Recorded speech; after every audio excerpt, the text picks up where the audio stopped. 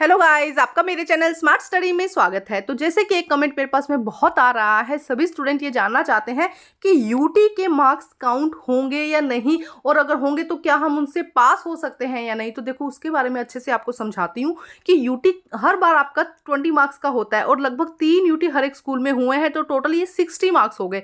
तो लेकिन क्या कहा है डिपार्टमेंट ने, यूटी के एग्जैक्ट ऐसे 60 मार्क्स नहीं जुड़ेंगे।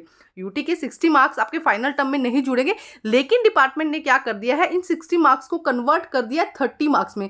तो हर एक सब्जेक्ट टीचर 30 मार्क्स को, जो आपके 30 मार्क्स है, उसको ऐड करेगी आपके फाइनल टर्म में। और किस तरह से ऐड करेगी, जैसे कि क्योंकि देखो यूटी क्या दिखाता है, पूरे साल का आपका दिखाता है कि आपका कैसा बिहेवियर रहा है क्लास में, कितना आप पढ़ाई करी है।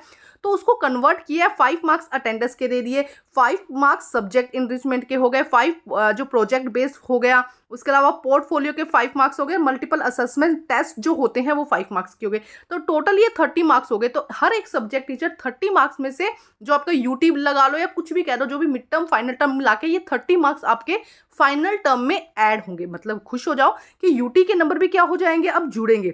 अब आप अच्छा है ना आप लोगों के लिए कि 30 नंबर, क्योंकि लगभग सभी टीचर्स इन 30 में से आपको अच्छे ही मार्क्स देंगे। बहुत कम टीचर्स होंगे जो, अगर आपकी परफॉर्मेंस बहुत ज़्यादा अच्छी नहीं थी क्लास में, तभी कम देते हैं, अदरवाइज सभी लगभग 30 के आसपास आपको नंबर मिल जाते हैं। लेकिन अब यहाँ पे ये बात है कि इससे आपको फायदा क्या होगा। इससे आपको एक फायदा होगा कि यूटी के नंबर जब ऐड हो जाएंगे तो आपकी ग्रेड जो है ना वो अच्छी हो जाएगी। जो आपकी ग्रेड है ना वो क्या हो जाएगी, बढ़िया वाली अच्छी ग्रेड हो जाएगी। जैसे कि A1, या हम ये कहें कि B1 B2, इस तरह से ग्रेड बढ़ जाएगी। लेकिन उन बच्चों को इससे फायदा नहीं होगा जिनको ग्रेस मिलने वाली है या जो पास नहीं हो रहे हैं, क्योंकि पासिंग के लिए आपको सिर्फ थ्योरी के जो नंबर है, चाहे वो मिड टर्म के हो चाहे वो एनुअल टर्म के हो, सिर्फ वही नंबर ऐड होंगे। पासिंग के लिए आपको थ्योरी में पास होना जरूरी है। एनुअल टर्म में कम से कम आपको 13 नंबर, एनुअल टर्म में कम से कम आपको 13 नंबर चाहिए होंगे। और यहाँ पे बात करते हैं मिड टर्म में। मिड टर्म में आपकी प्रेजेंस जरूरी है, मतलब आपका होना चाहिए।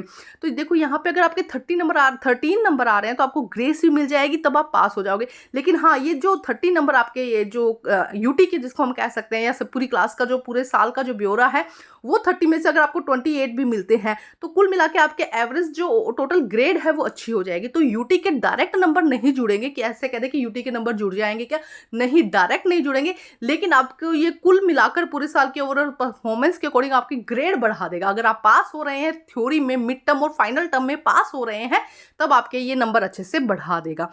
तो अब आप बताइए कि आपका एग्जाम कैसा हुआ है, कमेंट करिएगा। और आपको कितना ग्रेड मिल सकता है, कौन सा ग्रेड आने के आपके चांसेस है, उसको भी कमेंट करके जरूर बताइएगा। Thank you guys.